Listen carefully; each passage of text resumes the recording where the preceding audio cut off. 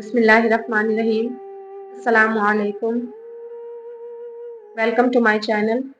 अगर आप लोगों को मेरी वीडियोस अच्छी लगे तो प्लीज़ लाइक, शेयर और कमेंट करके चैनल को सब्सक्राइब करें और बेल नोटिफिकेशन को ज़रूर ऑन करें ताकि मेरी आने वाली हर वीडियो की नोटिफिकेशन आप लोगों तक बआसानी पहुंच सके। थोड़ी देर के बाद ही वो कनीज़ों का दस्ता लिए हुए फिर मेरे पास आई और मेरे करीब आकर बैठ गई। पहले तो उन्होंने निहायत राजदाराना लहजे में मुझे शीशे में उतारने की कोशिश की। जब मैंने इनकी तरफ से मुंह फेर लिया तो साथ आने वाली कनीजों ने मेरे दोनों बाजू थाम लिए और मुझे अपने शिकंजे में ले लिया। इसके बाद चारों तरफ से कनीजें टूट पड़ी और जिस हद तक वो मुझे बदल सकी बदल दिया। इसके बाद जैसे ही कनीजें मुझे छोड़कर अलहदा हुई, मैंने सारी आराइश नोच कर फेंक दी। इसी दरमियान वो बदबख्त कनीज भी आ गई। उसने मुझे इस हाल में देखा तो गुस्से में भर गई और निहायत सख्त सुस्त कहने लगी। इसके बाद कनीजों को हुक्म दिया, ये नहीं मानती तो इसी हाल में हुजले उरूसी तक इसे पहुंचा दो। इसके बाद जालिमों ने जबरदस्ती मुझे अपनी गोद में उठाया और हुजले उरूसी में ले जाकर बिठा दिया। वो बदनहात कनीज भी वहीं मौजूद थी।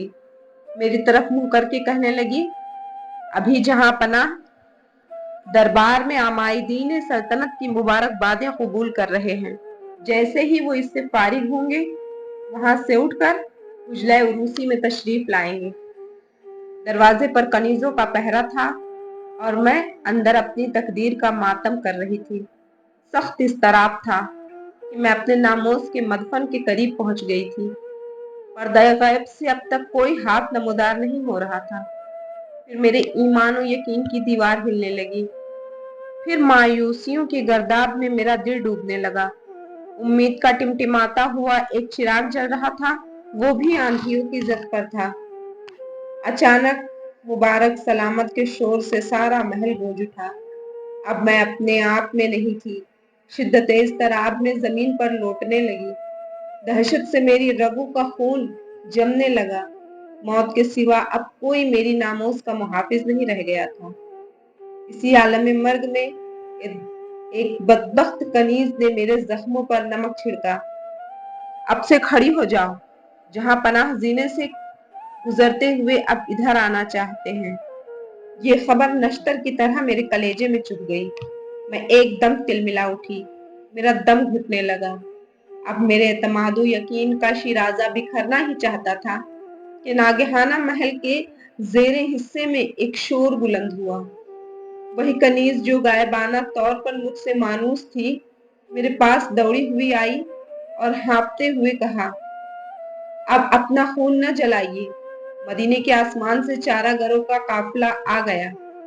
बादशाह जीने से गिरकर बेहोश हो गए हैं। जैसे ही वो ये खबर देकर वापस लौटी, वही शोख और अय्यार कनीज मेरे पास आई और मुझसे कहा, फौरन ये कमरा खाली कर दो। जहां पनाह बेहोश हो गए हैं, उन्हें उठाकर यहीं लाया जा रहा है। मैं दिल ही दिल में शुक्र इलाही बजा लाती हुई वहां से निकलकर अपने कमरे में चली आई। आज मेरे ईमान और यकीन के उरूज की कोई इंतहा नहीं थी। मैंने दस्ते रहमत की तवानाइयों का बेहिजाब तमाशा देखा था। ये राज अच्छी तरह समझ में आ गया था कि इंसान किसी आजमाइश में साबित कदम रहे, रहमत कारसाज उसे तनहा नहीं छोड़ती। खुदा आबाद रखे तैबा की नूरानी सरजमीन को। गीती के मजलूमों की वो बेहतरीन पनागाह है। कोई कहीं भी रहे, दिले मगमून का नाला रायगा नहीं जाता। इस सयाहकार और बदतीनत बादशाह के इलाज का सिलसिला अभी जारी ही था कि एक दिन मुझे इस कैद खाने में पहुंचा दिया गया। जब से मैं यही हूँ। यहाँ पहुंचकर गजाला अपनी बड़ी बहन मलका से लिपट गई और फूट फूट कर रोने लगी। कैद खाने में गजाला से मुलाकात के बाद अपने ही कमरे में उसे बुला लिया। दोनों बहनें साथ रहने लगी। चंद ही दिनों के बाद एक सुबह को गजाला घबराई हुई उठी, मलका को बेदार किया। मलका ने आंखें खोल दी। हैरत के आलम में घबराए हुए दरियाफ्त किया, नसीबे दुश्मनान क्या बात है, जल्दी कहो। गजाला ने कहा, घबराने की कोई बात नहीं है आपा। मैं अभी अभी एक अजीब ख्वाब देखा। ऐसा लगता है कि कोई बहुत बड़ा वाकया रौनुमा होने वाला है। मैंने घोड़ों की न टूटने वाली एक कतार देखी है, जिन पर निहायत जमील और शकील नौजवान सवार थे। इनके हाथ में नंगी तलवारें बिजली की तरह चमक रही थी। मेरे सीने पर जरा हाथ रख कर देखिए, अब तक मेरा दिल धड़क रहा है। मलका ने कहा, खुदा करे तुम्हारा ख्वाब मुबारक हो। वैसे मुझे भी यकीन है कि जुल्म की टहनी ज्यादा दिनों तक शादाब नहीं रह सकती। किसी ना किसी तरफ से कहरे इलाही का कोई ना कोई तूफान जरूर उठेगा। आवाज दो इस रहमत मुजस्सम को, जो रुए जमीन पर मजलूमों का बेहतरीन हामी है, जिसने ताऊत के कैद खाने से इंसानियत को आजाद कराया था। इसके तैगे आबरू का एक हल्का सा इशारा आन वाहिद में तमाम बेड़ियों को काट सकता है। गजाला को अपने ख्वाब की ताबीर का निहायत शिद्दत से इंतजार था। हर रोज वो सरबसुजूद होकर घंटों रोती थी। किसी को नहीं मालूम था कि वो सिस्कियों की जबान में अपने परवरदिगार से क्या कहा करती थी, पर इतनी बात सब जानती थी कि अक्सर इसके दुपट्टे का आंचल नम रहा करता है। चंद ही हफ्तों के बाद एक जबरदस्त वाकया रौनुमा हुआ। जिंदानियों को जो खाना तकसीम किया जाता था, इसमें एक वक्त की कमी वाक़ई हो गई। दूसरे दिन आने जाने वाली कनीज की जबानी मालूम हुआ कि किसी आने वाले खतरे के पेश नजर मुमलिकत का गल्ला महफूज किया जा रहा है, इसलिए आर्जी तौर पर इसमें तखफीफ कर दी गई है।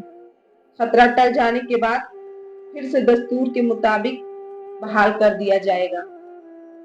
एक दिन सुबह सवेरे गजाला सजदे में सर रखे रो रही थी कि महल में एक शोर बरपा हुआ। तहखाने की दीवारें हिलने लगी। गरजती हुई आवाजों की धमक से दिलों का आलम जेरो जबर होने लगा। सब पर एक अजीब सी दहशत तारी हो गई। कुछ समझ में नहीं आ रहा था कि तहखाने के बाहर ये शोर कैसा है। इसी अस्ना में बाल नोचती सर पीटती एक कनीज तहखाने में दाखिल हुई। उसने हाँफते कांपते बताया कि अचानक शहर पर गनीम ने चढ़ाई कर दी है। दुश्मन की फौजें शहर पनाह की फसील तोड़कर किला के दरवाजे तक पहुंच गई है। महल में हर तरफ अफरा तफरी मची हुई है। बदहवासी के आलम में जो जिधर पा रहा है भाग रहा है। ममलकत का ताज खतरे में है। नहीं कहा जा सकता कि घंटे दो घंटे में क्या इनकलाब रौनुमा हो जाए। इतना सुनना था कि गजाला अपनी जगह से उछल पड़ी और दुपट्टा अपनी कमर से कसते हुए कहा, आपा जान, मुझे इजाजत दीजिए, जरा मैं इन कलगियों को देख लूं जिनकी चमक से मेरी आंखें खैरा हो गई थी। यकीन कीजिए, ये जमीन के गारत गरों का कोई लश्कर नहीं है जिसका मकसद लूट मार, कत्ल फसाद और बेगुनाह शहरियों की ईजा रसानी हो, बल्कि ये मजलूमों की हामियों का एक दस्ता है जो कायनात अर्जी की राजधानी से भेजा गया है। मुबारक हो इस तहखाने के जिंदानियों को, उनकी नजात का वक्त करीब आ गया है। इतना कहते हुए वो बिजली की तरह अचानक उड़ी और निगाहों से ओझल हो गई। पुरपेच राहों से गुजरते हुए अलबत्ता उसे थोड़ी सी दिक्कत पेश आई, लेकिन शोर हंगामा के रुख पर चलते हुए वो महल के दरवाजे तक पहुंचने में कामयाब हो गई। महल के अंदर दाखिल होने के बाद एक अजीब नक्शा इसके सामने था। हर तरफ एक दहशतनाक सन्नाटा था। कनीजें सख्ते की हालत में दीवारों से लगी खड़ी थी। किला के बाहर शोरो फगा की एक कयामत बरपा थी। हिम्मत करके ये आगे बढ़ी और एक जीने पर जो किला के दरवाजे की बिरजियों की तरफ निकल गया था, चढ़ गई। काफी दूर चलने के बाद उसे एक बुर्जी के रोशनदान से बाहर का कुछ हिस्सा नजर आया। वहीं छुपकर ये खड़ी हो गई। गनीम की फौजें बहुत तेजी से आगे बढ़ती आ रही थी, यहाँ तक कि वो बिल्कुल इसकी निगाहों की जद पर पहुंच गई। जैसे ही इसने गर्दन उठाई, कलगियों वाले नौजवानों को देखने का इश्तियाक पूरा हो गया। बिल्कुल ख्वाब का मंजर आंखों के सामने था। वही बिजलियों की तरह चमकती हुई तलवारें, वही तेज घोड़ों की न खत्म होने वाली कतार नजर के सामने गुजर रही थी। महबत के एक अजीब आलम में वो ये मंजर देख ही रही थी कि फिजा में एक बार नारे तकबीर की आवाज गूंजी और किला की फसीलें हिल गईं। थोड़ी ही देर के बाद एक धमाके की आवाज सुनाई पड़ी। ऐसा मालूम हुआ जैसे कोई दीवार टूटकर गिर पड़ी हो। अब घोड़ों की टापू की आवाजें किले के हुदूद में सुनाई देने लगी। शायद गनीम की फौजें किले में दाखिल हो गई थी। अब गजाला नीचे उतरकर इस बुर्ज में आ खड़ी हुई जहां से महल का अंदरूनी हिस्सा नजर आता था। वो मंजर बड़ा ही इबरतनाक था। जबकि महल का दरवाजा तोड़कर फौज के सिपाही अंदर दाखिल हो रहे थे, नागहाना करीब ही से एक गरजदार आवाज कान में गूंजी। महल के मुस्तौरात और कनीजों को हाथ न लगाया जाए, किसी चीज को नुकसान न पहुंचाया जाए। पसे दीवार आवाज सुनकर गजाला चौंक गई। उसे ये जानी पहचानी आवाज मालूम हुई थी। थोड़ी देर के बाद फिर वही आवाज और करीब से सुनाई दी। इस मर्तबा गजाला पर एक सख्ता तारी हो गया। बिल्कुल इसके मरहूम बाप से मिलती हुई आवाज थी। गजाला के इल्म यकीन में क्योंकि बाप डाकुओं के हाथों शहीद हो चुका था, इसलिए उसे सख्त अचंभा था। अब निहायत बेताबी के साथ वो चेहरा देखना चाहती थी। इसी दरमियान में इसने देखा कि चंद सिपाही बादशाह को गिरफ्तार करके कशा कशा लिए जा रहे थे। ये मंजर देखकर वो बुर्जी के फर्श पर सजदाए शुक्र के लिए झुक गई। अब उसे अच्छी तरह यकीन हो गया था कि घड़ी दो घड़ी में जिंदान का दरवाजा खुल ही जाएगा। अब हिम्मत करके वो नीचे उतर आई और एक जगह छुप कर खड़ी हो गई। उम्मीदों वहम की हालत में एक अजीब कैफियत तारी थी। कभी दिल में ये ख्याल गुजरता कि अब रिहाई का वक्त करीब आ गया है, कभी यह अंदेशा दामनगीर होता कि कहीं एक मुसीबत से छूटकर दूसरी मुसीबत में गिरफ्तार ना हो जाए। अंजाम समझ में नहीं आ रहा था कि क्या होगा। ख्यालात के इसी कश्मकश में वो गुम सी खड़ी थी कि सामने से एक वजीह व मुकद्दस चेहरा तुलू हुआ। गजाला की निगाह उठी, फिर झुक गई, फिर दूसरी बार उठी और हैरत में डूब गई। क्या सचमुच अब्बा जान? मगर वो तो मुद्दत हुई डाकुओं के हाथ से शहीद हो गए। शहीदों को जिंदगी जरूर मिलती है, लेकिन ऐसी महसूस जिंदगी किसे मिली है? सिर्फ आवाज की मुशाबहत हुस्ने इत्तेफाक का नतीजा तो कहा जा सकता है, मगर इतने बड़े हुस्ने इत्तेफाक का तसव्वुर नहीं किया जा सकता कि आवाज, चेहरा, मेहरा और कदो कामत हर चीज हूबहू मिल जाए। सत्य की हालत में कुछ इसी तरह के ख्यालात इसके जहन में गुजर रहे थे। फिर अचानक इसके कदमों में जुम्बिश पैदा हुई और दबे पांव वो जाने वाले के पीछे चल पड़ी। अचानक उसे याद आ गया कि इसके बाप की सबसे छोटी उंगली में एक याकूत सुर्ख की अंगूठी, जिसे मरने से चंद घंटे पेशतर इसकी माँ ने अपनी उंगली से उतार कर इसके बाप की उंगली में पहनाई थी। उसे इस बात पर सख्त हैरत थी कि बगैर किसी मुहाफिजे दस्ता के वो अकेले महल में गश्त कर रहा था।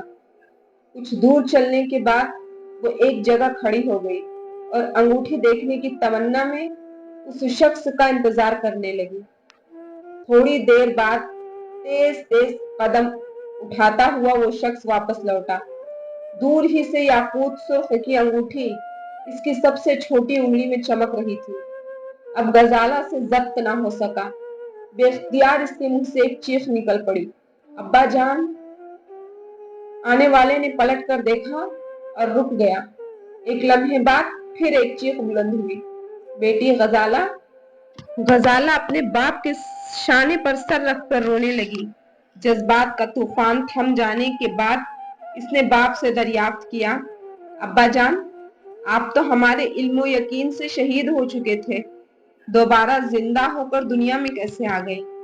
बाप ने जज्बाए शफकत से भर्राई हुई आवाज में कहा, बेटी, मेरी वापसी की दास्तान बड़ी हैरत अंगेज है और इंतहाई दर्दनाक। یہ قصہ میں تمہیں ضرور سناؤں گا، پھر تم سے بھی تمہاری المناک سرگزشت سنوں گا، لیکن ابھی چند مہم سر کرنا باقی ہے۔